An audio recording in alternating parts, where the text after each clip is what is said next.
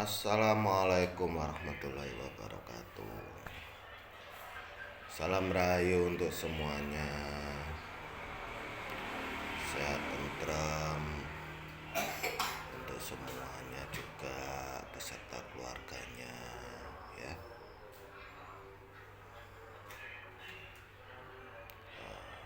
Di sini ada yang membicarakan atau bertanya ya di anggota grup.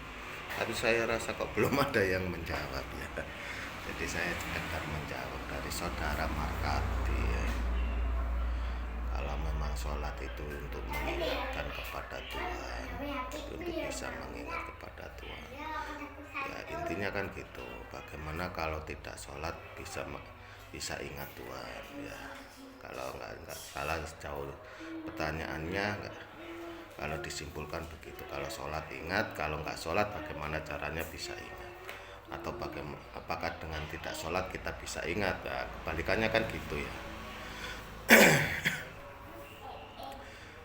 Sebelum saya mengulas itu ya, saya juga mohon maaf bila mana nanti ada satu kata atau ucapan yang kurang berkenan ya. Ini hanya pembahasan secara secara pribadi ya. Anggap saja secara sepihak dan melalui dari paham saya sendiri. Untuk masalah yang lainnya juga silakan. Kalau ada masukan-masukan yang lebih baik lagi atau tambahan juga silakan ya. Jadi saya tekankan baik dan buruknya bukan dari yang saya ucapkan, tapi dari penafsiran Anda sendiri yang menerima ya. Jadi sebelum kita dengan sholat kita bisa mengingat ya. Jadi saya akan kilas balik ya, flashbacknya dulu ya.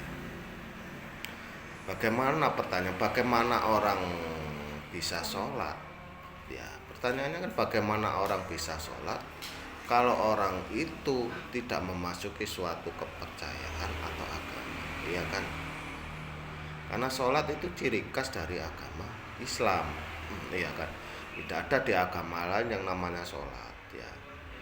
Kalau beribadah memang banyak, setiap agama punya ibadah-ibadahnya sendiri ya. Jadi beribadahnya Islam itu ada di sholat ya. Jadi sebelum Anda melakukan sholat, Anda mesti memasuki agamanya dulu ya. Mulai dari kecil, jadi saya kembali kepada ulasan pertama saya tentang keimanan ya. Jadi saat Anda kecil ya sudah diajarkan itu tentang sholat, sudah diajarkan tentang pemahaman Islam sama orang tua, guru. Nah, sudah juga difahamkan tentang cara mengingatnya ya, ada zikir ya, itu tentang keimanan. Akhirnya tumbuh keimanan ya, disitulah. Apakah keimanan ini bisa berevolusi? Ya, karena masa kecil saat Anda masuk itu memang sudah ada bibit keimanan dari lewat orang tua. Tapi kembali berevolusi, apakah keimananmu tetap pada jalur konsisten agamamu atau kembali kepada keimanan individualmu mencari jati diri yang lain. Nah, ini karena semakin kita tumbuh kita akan mencari tiap-tiap masalah. Saat kamu ada masalah, keimananmu pasti tergoncang. Aku berdoa begini ya, seperti yang saya ulaskan, aku berdoa begini tidak ada kok saya mempertanyakan ketuhanannya dalam agama, akhirnya oleng, semacam hal itu ya. Jadi kembali kepada yang bersangkutan individunya. Nah, jadi kita kembali lagi bahas pada pertanyaan ya. Pertanyaannya tadi ya, dengan sholat kita bisa mengingat, betul, dengan sholat kita bisa mengingat Tuhan. Terus kalau kita tidak sholat apakah kita bisa mengingat ya? Ini ada kembali kepada 3 faktornya ya. Cara untuk mengingat Tuhan itu ada yang namanya lewat secara otomatis ya. Nanti untuk pembahasan secara otomatis kita taruh di belakang. Nah, Jadi di sini ada 3 hal orang yang bisa untuk kita pahamkan. Pertama jalurnya nabi, kedua jalurnya wali, ketiga jalurnya saudara-saudara atau dulur-dulur. Anggap saja jalurnya Markati yang bertanya ya, saudara saya ya, itu semacam hal itu ya. Kalau jalurnya nabi ya, dia sudah terintegrasi dengan nyambungnya, sinkronisasinya dia dengan yang penguasa penciptanya, hingga rengeng-rengengnya wis terbaca, terdetek sendiri ya. Sebelum katanya terucap dia sudah ada malaikat yang datang, anggap saja semacam itu ya. Nah begitu juga para wali. Kalau para wali sudah ada penurunan genetik ya. Nah, jadi koneksinya sudah ada dibatasi lagi. Kalau nabi bisa 100%, kalau wali mungkin sudah diturunkan menjadi 70-an ya, diturunkan kembali ya. Para wali untuk mengingat lewat sholat, mengingat Allah ya. Nah, akhirnya terwujud lewat dzikir, karena dia saking takutnya dia dikasih kemampuan, tidak semakin dia merasakan bahagia, enggak, dia merasakan tanggung jawab atas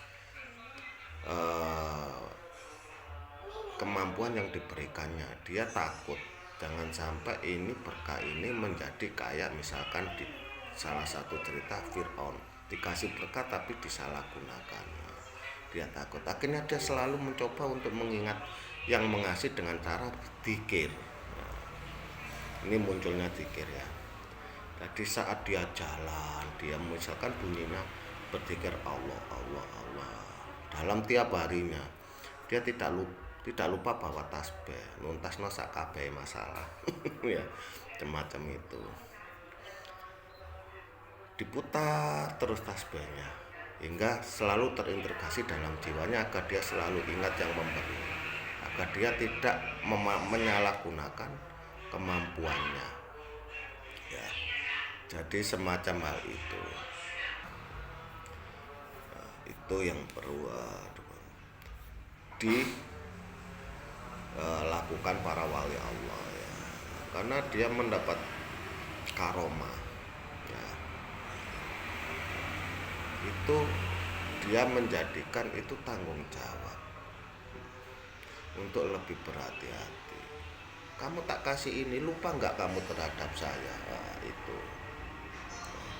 Terus kalau manusia kayak kita ini ya, kayak yang bertanya juga saudara Markati, ini bagaimana? Apakah tanpa kita sholat? Apakah kita mengingatnya ya? Maka jawaban saya secara simpel, kita sudah tahu cerita pertama ya.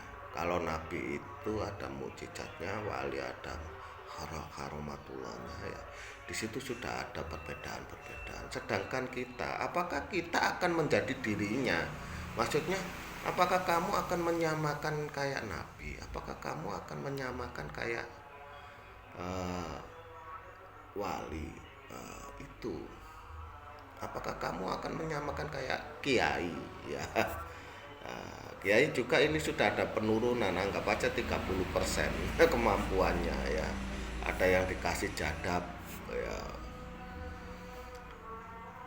kemampuan untuk bisa memprediksi, melihat masa depan atau gimana, membantu semacam itu. Apakah kayak gitu? Apakah itu yang Anda inginkan, yang kayak menjadi bukan menjadi dirimu? Kita harus realistis ya. Jadi di sini kita mainkan realistis. Kalau kita bukan kiai, gak mungkin. Kalau kiai kan segala sumber dayanya kan sudah ada santrinya di situ juga, ada yang mondok, serba dicukupi, baik dari yang nyantri, yang mondok kadang ada iuran, sumbangan secara nggak langsung kan begitu ya. Secara ikhlas sedekahnya mereka sudah tercukupi sumber dayanya. Jadi ibarat dia wiritan setiap hari, jam-jaman duduk Tidak ada masalah, karena dia tidak akan memikirkan hal itu. Dia hanya memikirkan cara penyebaran ilmunya. Tapi kalau kita bukan kiai misalkan, kita butuh menafkahi keluarga, ya kan? Menafkahi keluarga, menafkahi anak cucu, atau nek belum nikah menafkahi dirinya sendiri untuk mencari pacar. Oh ya, kan nggak bisa kayak gitu, bentino wiritan. Ya, jadi di sini kita tegaskan ya, kadang ada salah persepsi, ngaji Rasul harus mengingat untuk masuk ke lebih ke dalam hingga dia lupa jati dirinya. Rasulnya kayaknya kita itu sudah tingkatan kayak di atasnya wali, kayak di atasnya nabi, kayak di atasnya orang. Padahal kamu tidak menjadi dirimu sendiri, itu yang salah ya. Jadi yang dimaksud inti dasar Rasulnya itu menggali potensi dirimu yang tanpa menghilangkan jati dirimu. Ya. Ini yang paling penting ya. Anggap saja begini, kalau kamu mengingat Allah ya, kadang orang itu akan mempunyai pemikiran terlalu berat, persepsinya juga terlalu ribet, ya kan? Nah, itu. Ya, sebentar. Ya. Ada semacam tekanan, padahal kamu cuma di situ. Kadang orang menjalan, kalau orang pada saat ngomong no sholat, kadang itu sudah menjadi tekanan, kayak kewajiban. Kan lucu ya. Kalau kita ngomongkan mengingat Allah juga menjadi batinmu merasa kayak terjadi tekanan. Ya. Padahal secara logikanya, logisnya, coba Anda bayangkan, mengingat, kata mengingat saja ya, artinya diingat-ingat ini. Anggap saja kamu besok itu, misalkan hari besok kamu akan ada janjian dengan bank pencairan, pasti secara otomatis kamu akan ingat. Kalau besok itu harinya saya pencairan bank, kalau besok saya ada schedule gini, mengingat-ingat ke schedule harianmu itu kamu pasti ingat tanpa ada beban mentalmu. Besok pasti ada tagihan, besok ada ini ya, tanpa ada tekanan ya. Tapi pada saat kamu mengingat tentang kayak di pondasi agamamu, ya kamu merasa ada kayak semacam tekanan ya. Mungkin ya, anggap saja ini mungkin karena pendalamanmu itu terkadang itu tidak seimbang dengan kemampuan fisikmu hingga kamu merasa terbebani. Anggap saja begini ya, saat kamu sudah semakin dalam memahami agamamu, kayaknya kamu dekat terhadapnya, tapi setiap kamu memohon kok belum pernah dikabulkan. Itu yang jadi masalah, akhirnya jadi tekanan mental. Kayak aku padahal Anda lupa, Anda sudah menghilangkan jati dirimu. Ya, di situ Anda lupa jati dirinya. Anda menyamakan dirinya, menyamakan kayaknya kayak mereka. Anda salah, ya.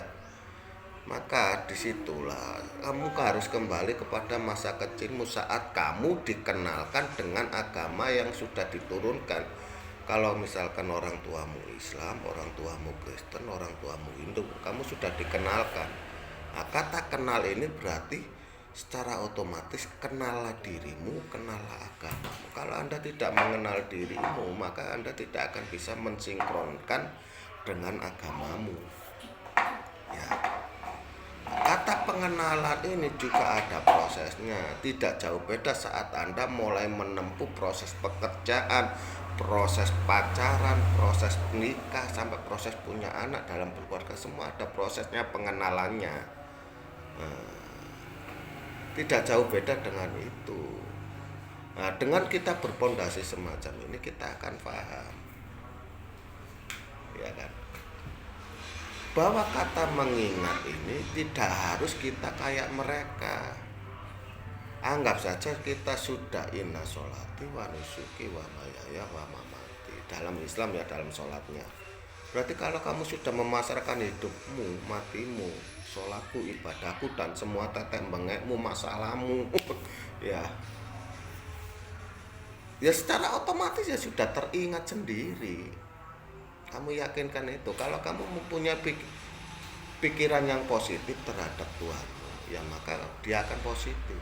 Maka berbaik sangkalah pada agamamu, berbaik sangkalah pada penciptaanmu, maka pembalasannya dia juga akan berbaik sangka terhadapmu. Dengan berbaik sangka berarti otomatis kamu akan mengingat.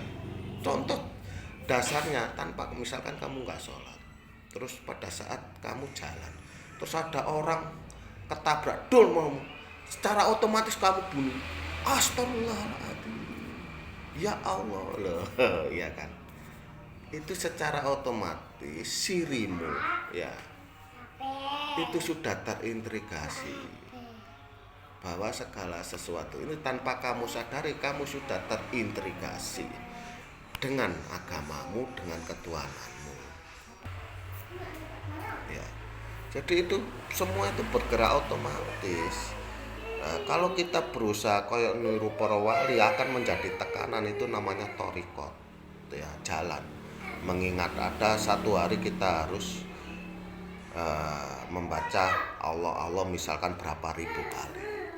Kalau kita nggak mampu, jangankan itu menjadi tekanan, karena kalau itu menjadi tekanan kamu pasti akan menyalahkan pada Tuhan. Tuhan tidak akan mempunyai bentuk tekanan ini. Kalau kita berbaik sangka, dia tidak pernah menekan kita harus mengingat. Dengan kamu sudah mengikuti, mempunyai keimanan, mau melepaskan segala hidup dan matimu, ya berarti otomatis kamu sudah otomatis. Jadi wis nggak ada. Kenapa kamu masih mempunyai pemikiran buruk bahwa Tuhan kamu harus berusaha untuk mengingat? Kalau hakikatnya kamu tuh sudah kena kontra, iya kan? Berarti nek wis col ya wis yakinkan, wis kamu tidak boleh mempunyai pemikiran buruk terhadap Tuhanmu kalau sudah mencapai pada tahapan inna sholati wa nusuki.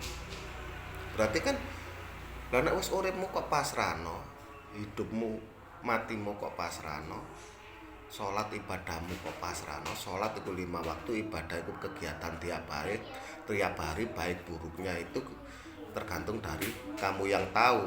Misalkan kalau batinmu muni ini buruk, ya jangan dilakukan. Kalau kamu jalankan, ya itu berarti kesalahanmu dan orang lain tidak akan tahu. Misalkan orang lain ngomong, Pak iki dijalui tolong begini, mungkin baik bagi dia, tapi kalau batinmu muni wah iki koyo gak beres, tidak baik, tidak sesuai dengan saya, jangan dijalankan.